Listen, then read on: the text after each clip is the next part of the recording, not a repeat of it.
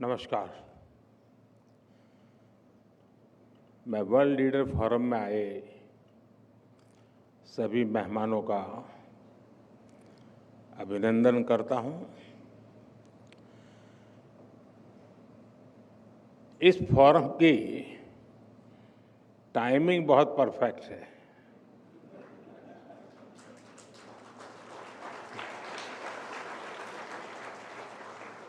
और इसलिए मैं आपकी सराहना करता हूं। अभी पिछले हफ्ते ही लाल किले से मैंने नेक्स्ट जनरेशन रिफॉर्म्स की बात कही है और अब ये फोरम इस स्पिरिट के फोर्स मल्टीप्लायर के रूप में काम कर रहा है।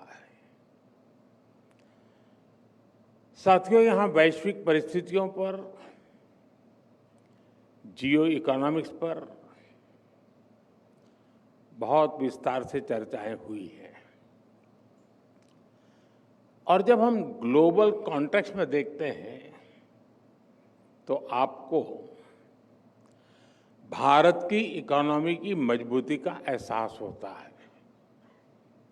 आज भारत दुनिया की फास्टेस्ट ग्रोइंग मेजर इकोनॉमी है। हम बहुत जल्द दुनिया की तीसरी सबसे बड़ी इकोनॉमी बनने वाले हैं।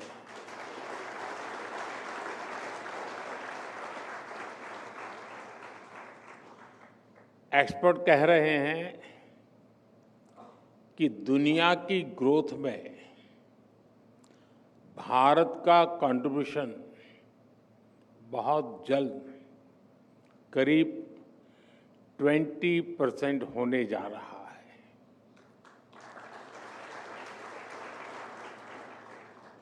ये ग्रोथ, ये रेजिलियंस जो हम भारत की इकोनॉमी में देख रहे हैं, इसके पीछे बीते एक दशक में भारत में आई मैक्रो इकोनॉमिक स्टेबिलिटी है। आज हमारा फिस्कल डेफिसिट घटकर 4.4% तक पहुंचने का अनुमान है और ये तब है जब हमने कोविड का इतना बड़ा संकट झेला है। आज हमारी कंपनियां कैपिटल मार्केट से रिकॉर्ड फंड्स जुटा रही हैं। आज हमारे बैंक्स पहले से कहीं ज्यादा मजबूत है। इन्फ्लेशन बहुत लो है, इंटरेस्ट रेट्स कम है। आज हमारा करंट अकाउंट डेफिसिट कंट्रोल में है। फॉरेक्स रिजर्व भी बहुत मजबूत है।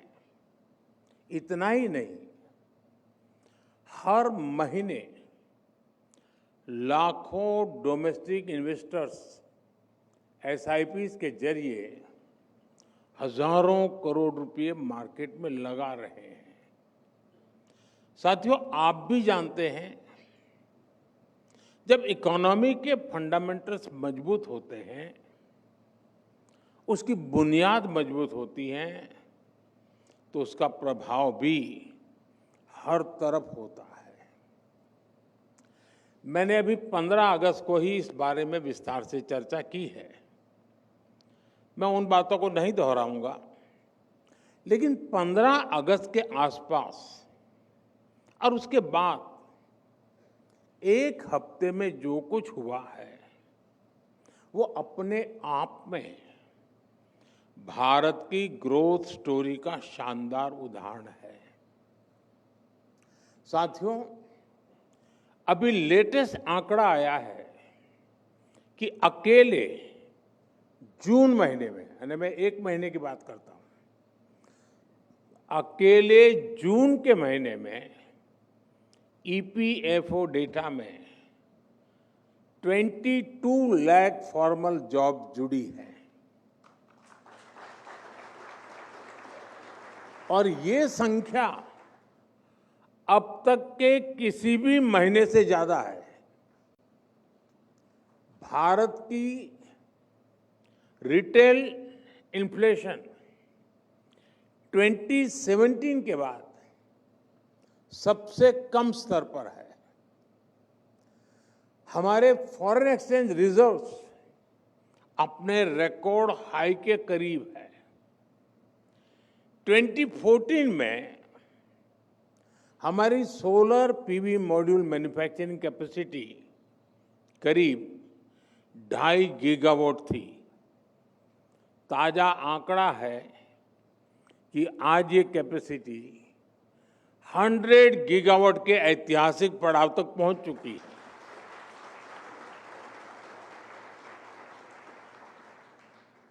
दिल्ली का हमारा एयरपोर्ट भी ग्लोबल एयरपोर्ट्स के एलिट 100 मिलियन प्लस क्लब में पहुंच गया है। आज इस एयरपोर्ट की annual passenger handling capacity 100 million plus की है। दुनिया के सिर्फ 6 एयरपोर्ट्स इस एक्सक्लूसिव ग्रुप का हिस्सा है। साथियों, बीते दिनों एक और खबर चर्चा में रही है। S&P ग्लोबल रेटिंग ने भारत की क्रेडिट रेटिंग अपग्रेड की है और ऐसा करीब 2 दशकों के बाद हुआ है।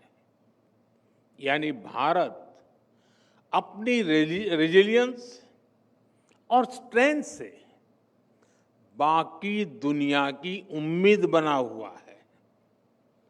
साथियों, आम बोलचाल में एक लाइन हम बार बार सुनते आए हैं, कभी हम भी बोलते हैं, कभी हम भी सुनते हैं, और कहा जाता है मिसिंग द बस।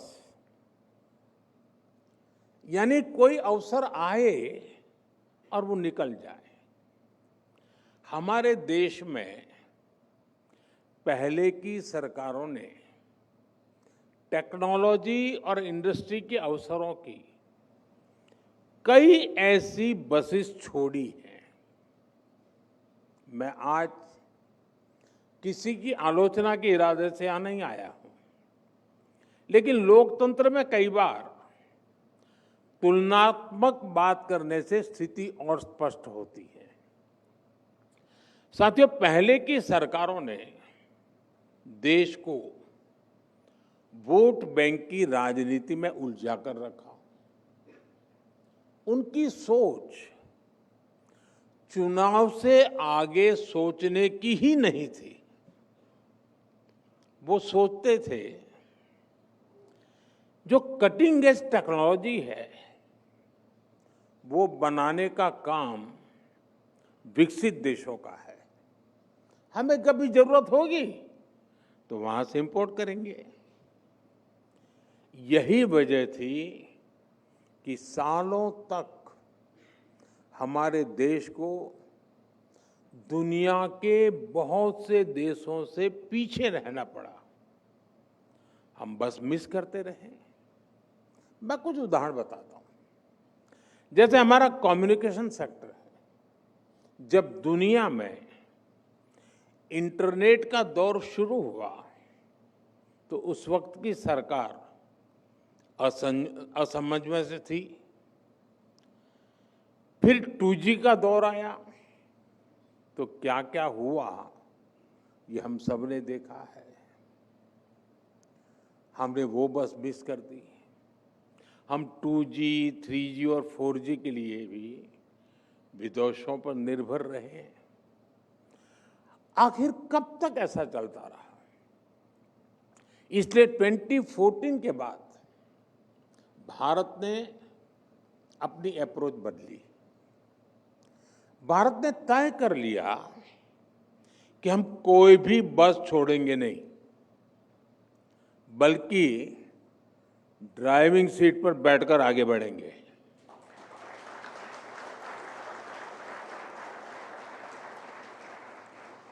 और इसलिए हमने पूरा अपना 5G स्टैक देश में ही विकसित किया।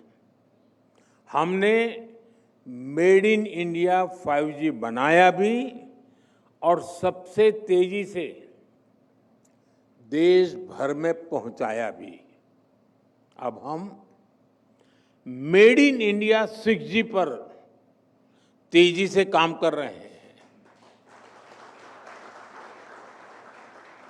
और साथियों, हम सब जानते हैं भारत में सेमीकंडक्टर बनने की शुरुआत भी 50-60 साल पहले हो सकती थी, लेकिन भारत ने वो बस भी मिस कर दी और आने वाले कई वर्षों तक ऐसा ही होता रहा।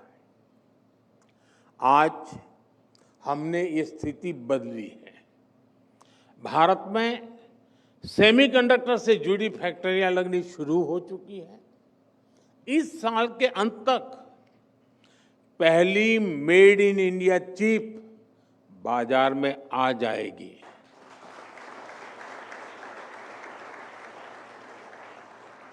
साथियों, आज नेशनल स्पेस डे भी है। मैं आप सभी को नेशनल स्पेस डे की शुभकामनाएं और उसके साथ ही इस सेक्टर की भी बात करूंगा। 2014 से पहले स्पेस मिशंस भी सीमित होते थे और उनका दायरा भी सीमित था। आज 21वीं सदी में जब हर बड़ा देश अंतरिक्ष की संभावनाओं को तलाश रहा है, तो भारत कैसे पीछे रहता। इसलिए हमने स्पेस सेक्टर में रिफॉर्म भी किए और इसे प्राइवेट सेक्टर के लिए ओपन भी कर दिया। मैं आपको एक आंकड़ा देता हूं। ईयर 1979 से 2014 तक भारत में सिर्फ 42 मिशन हुए थे, यानी 35 इयर्स में 42 मिशंस। आपको ये जानकर खुशी होगी कि पिछले 11 सालों में 60 से ज्यादा मिशन पूरे हो चुके हैं।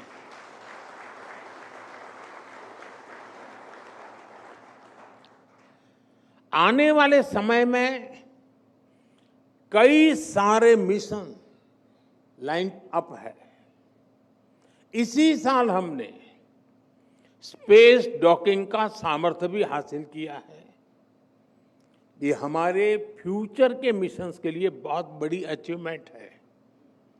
अब भारत गगनयान मिशन से अपने एस्ट्रोनॉट्स को स्पेस में भेजने की तैयारी में है और इसमें हमें ग्रुप कैप्टन शुभांशु शुक्ला के अनुभवों से भी बहुत मदद मिलने वाली है। साथियों, स्पेस सेक्टर को नई एनर्जी देने के लिए उसे हर बंधन से आजाद करना जरूरी था। इसलिए हमने पहली बार प्राइवेट पार्टिसिपेशन के लिए क्लियर रूल्स बनाए। पहली बार स्पेक्ट्रम एलोकेशन ट्रांसपेरेंट हुआ। पहली बार फॉरेन इन्वेस्टमेंट लिबरलाइज हुआ और इस साल के बजट में हमने स्पेस स्टार्टअप्स के लिए 1000 करोड़ रुपए का वेंचर कैपिटल फंड भी दिया है। साथियों, आज भारत का स्पेस सेक्टर इन रिफॉर्म्स की सफलता देख रहा है। साल 2014 में भारत में सिर्फ एक स्पेस स्टार्टअप था, आज 300 से ज्यादा है।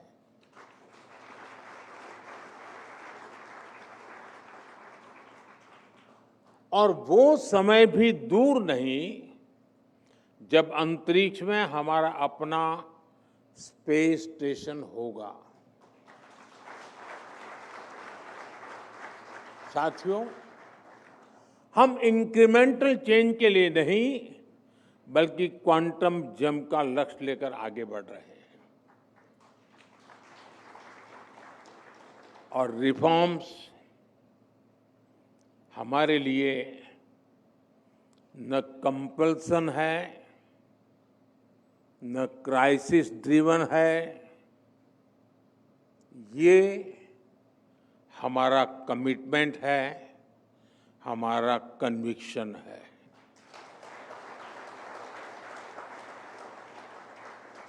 हम होलिस्टिक अप्रोच के साथ किसी एक सेक्टर की गहरी समीक्षा करते हैं और फिर वन बाय वन उस सेक्टर में रिफॉर्म किए जाते हैं।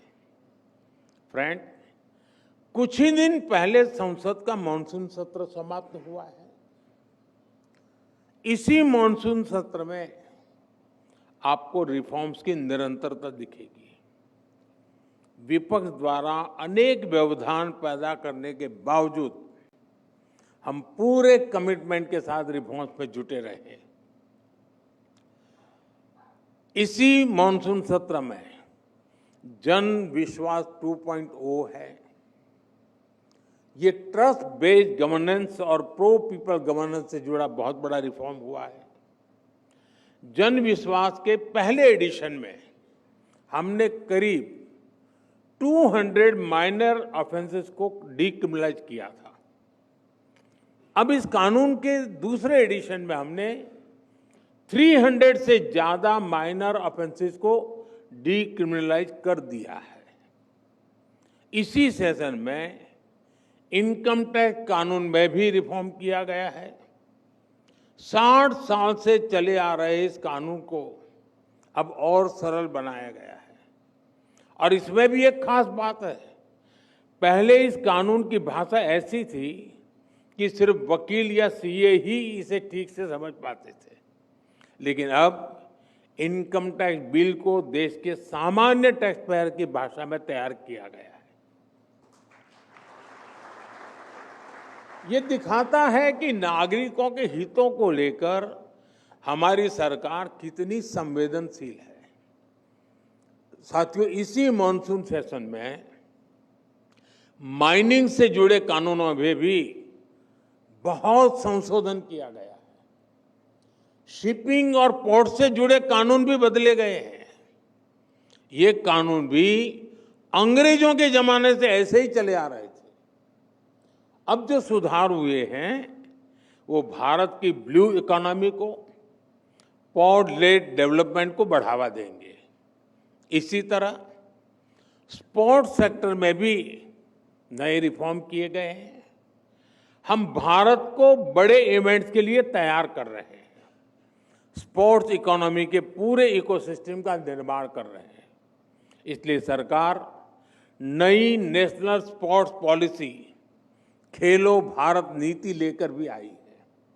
साथियों, जो लक्ष्य हासिल कर लिया उसी में संतुष्ट हो जाऊं, इतना करके बहुत हो गया, मोदी आराम कर लेगा, ये मेरे स्वभाव में नहीं है।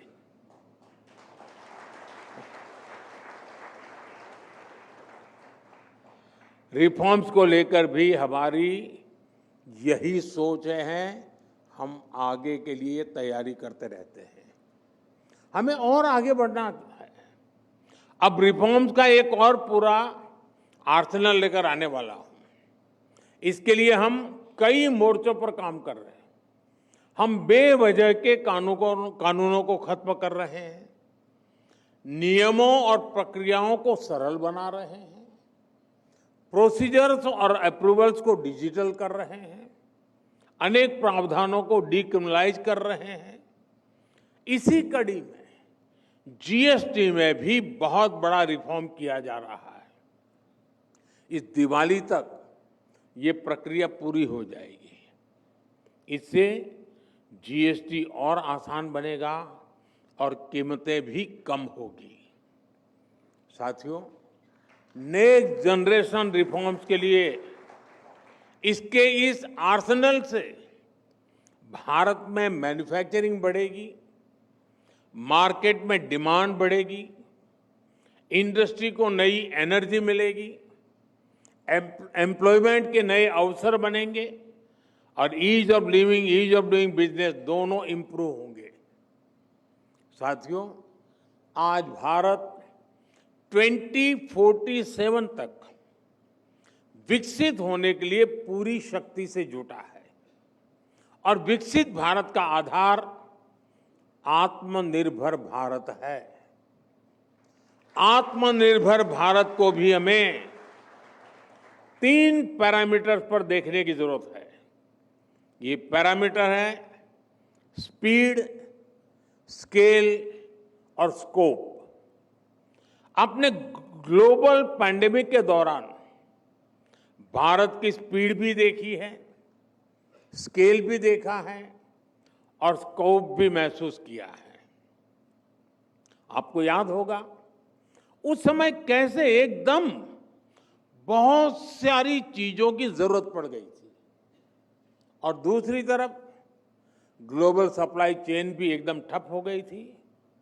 तब हमने देश में ही जरूरी चीजें बनाने के लिए कदम उठाए। देखते ही देखते हमने बहुत बड़ी मात्रा में टेस्टिंग किट्स बनाए, वेंटिलेटर्स बनाए, देश भर के अस्पतालों में ऑक्सीजन प्लांट्स लगाए। इन सारे कामों में भारत की स्पीड दिखाई दी। हमने देश के कोने कोने में जाकर अपने नागरिकों को 220 करोड़ से ज्यादा मेड इन इंडिया वैक्सीन लगाई और वो भी बिल्कुल मुफ्त। इसमें भारत का स्केल दिखाई देता है। हमने करोड़ों लोगों को तेजी से वैक्सीन लगाने के लिए कोविन जैसा प्लेटफॉर्म बनाया। इसमें भारत का स्कोप नजर आता है। ये दुनिया का सबसे अनूठा सिस्टम था जिसके चलते रिकॉर्ड समय में हमने वैक्सीनेशन भी पूरा कर लिया। साथियों, ऐसे ही एनर्जी के क्षेत्र में भारत के स्पीड, स्केल और स्कोप दुनिया देख रही है। हमने तय किया था कि 2030 तक हम अपनी टोटल पावर कैपेसिटी का 50% नॉन फॉसिल फ्यूल से जनरेट करेंगे।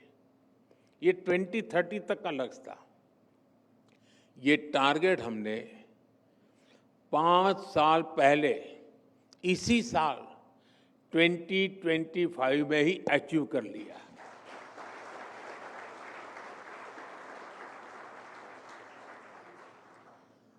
साथियों, पहले के समय जो नीतियां थी उसमें इंपोर्ट पर बहुत जोर रहा। लोगों के अपने फायदे थे, अपने खेल थे। लेकिन आज आत्मनिर्भर होता भारत एक्सपोर्ट में भी नए रिकॉर्ड बना रहा है।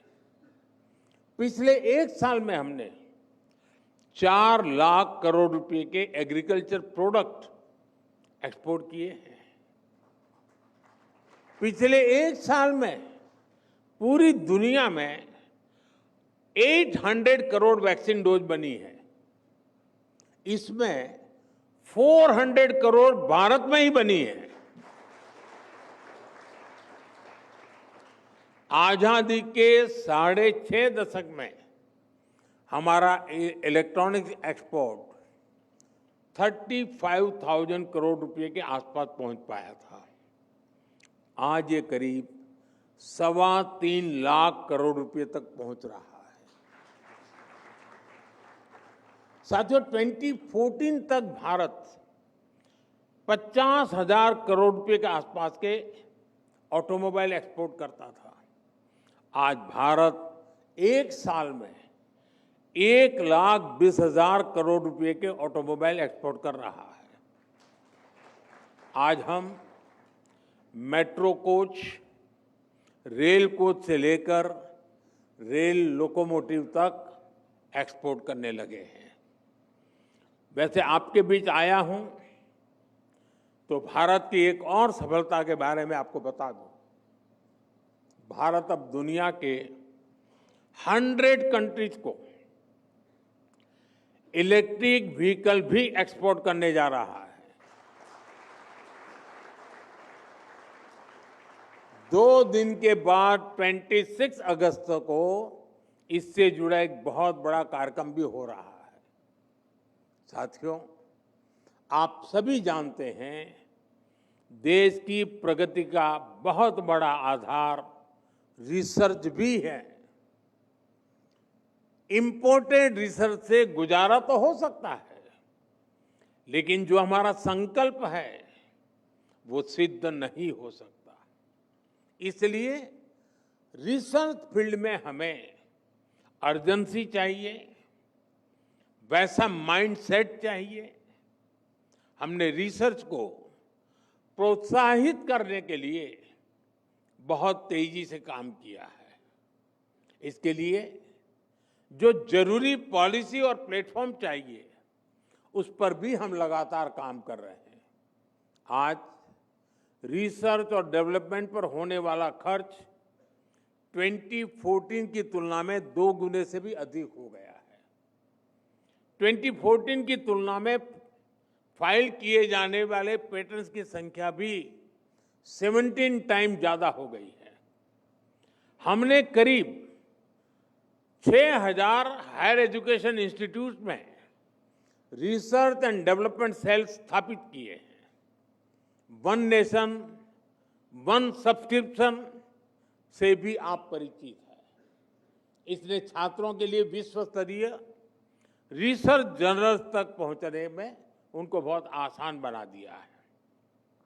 हमने 50,000 करोड़ रुपए के बजट के साथ नेशनल रिसर्च फाउंडेशन बनाया है। 1 लाख करोड़ रुपए की research development fund innovation scheme को भी मंजूरी दी थी।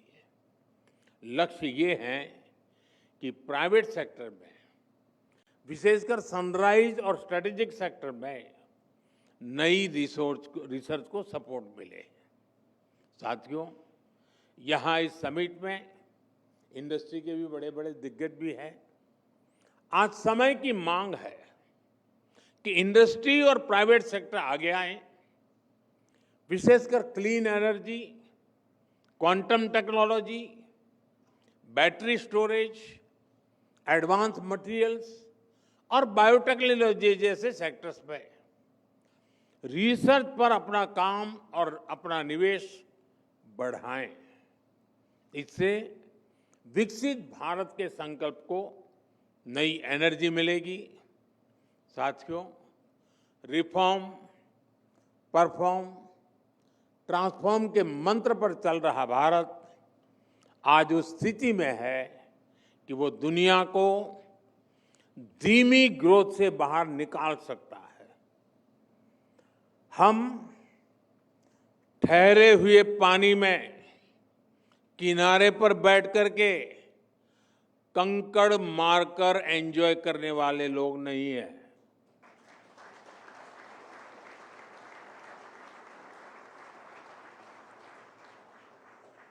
हम बहती तेज धारा को मोड़ने वाले लोग हैं। और जैसा मैंने लाल किले से कहा था, भारत समय को भी मोड़ देने का सामर्थ्य लेकर चल रहा है। साथियों, एक बार आप सबसे मिलने का मुझे अवसर मिला, इसके लिए मैं इकोनॉमिक टाइम्स का आभार व्यक्त करता हूं। आप सबका भी हृदय से बहुत बहुत आभार व्यक्त करता हूं। बहुत बहुत शुभकामनाएं देता हूं। धन्यवाद।